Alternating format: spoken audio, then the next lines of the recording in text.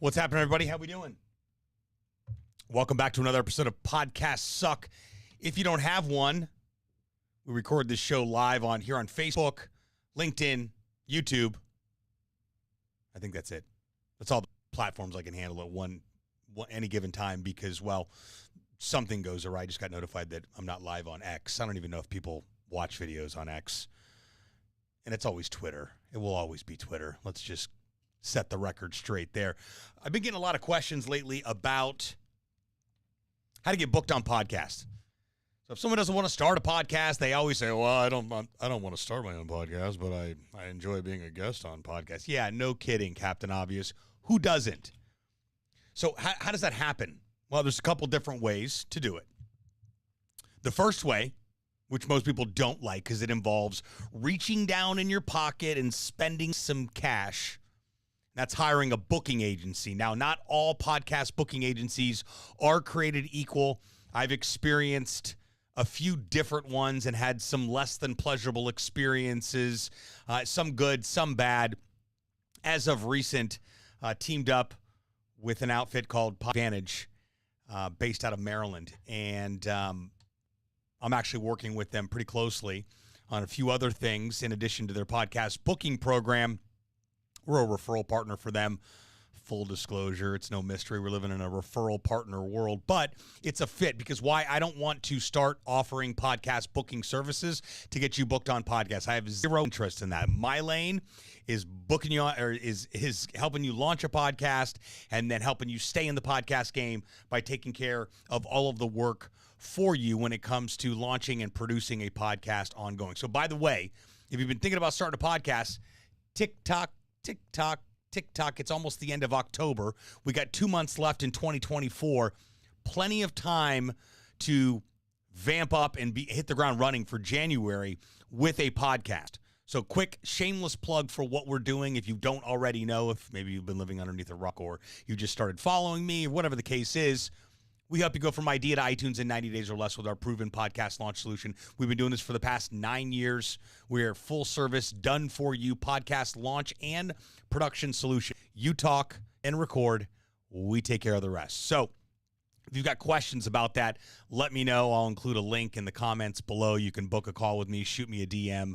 Maybe you're watching the replay of this, whatever the case may be. But the reason I bring that up is because one of the best ways to get booked on other podcasts is to have a podcast.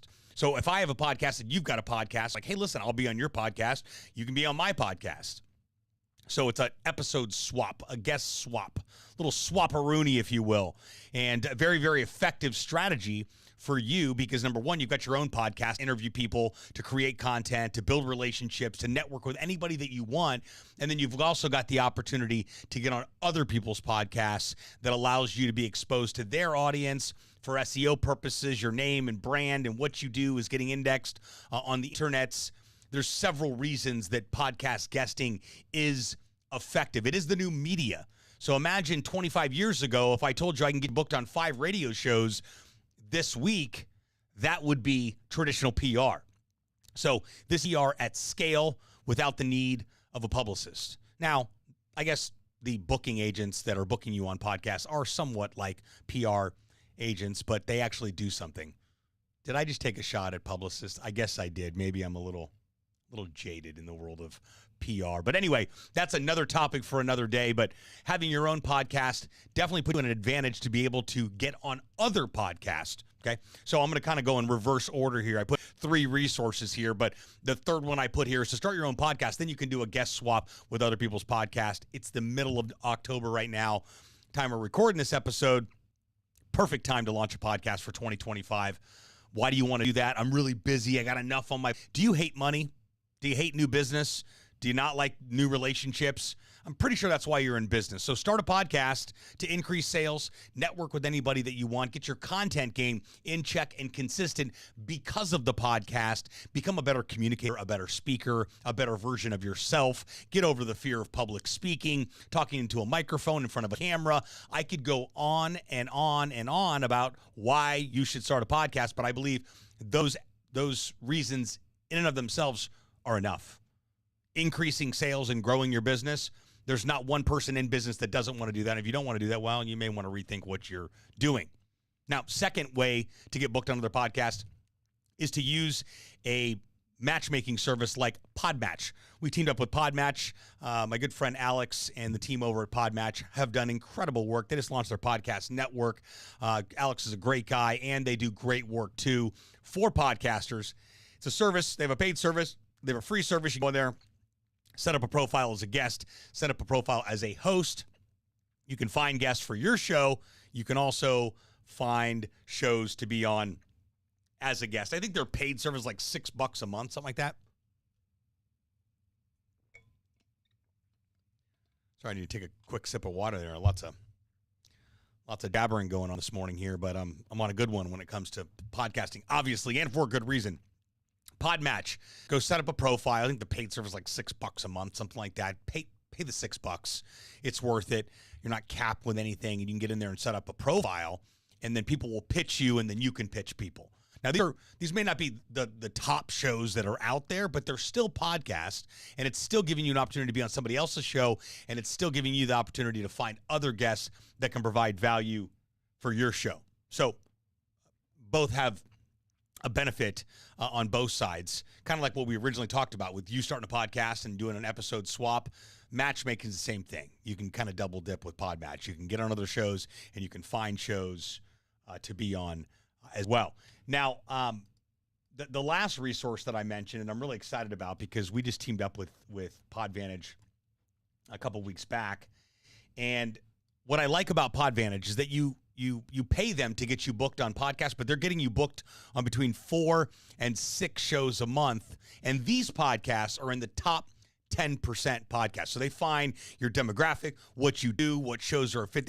What I like the best about them is they get in and they really look underneath the hood and find out exactly what needs to be done pertaining to getting you on the right shows. Now, this is an investment. Yes, you are making an investment, just like it would be if you hired a marketing firm or a publicist or we've already covered that earlier, any type of marketing that you're doing, but you've got to think about what is the ROI of being booked on podcasts. Well, let's just say that you're paying $1,000 a month or $1,500 a month to a booking agency that's getting you booked on podcasts. If you're getting booked on 4 to 6 podcasts per month and you close one deal, I don't know what your cost per acquisition is, but it's probably worth it for you if you close at least one deal or get in front of one person you've been trying to build a relationship with. So when it comes to the ROI of being a guest on podcast, that's probably what you're looking at there. I'm spending X amount to get on these podcasts,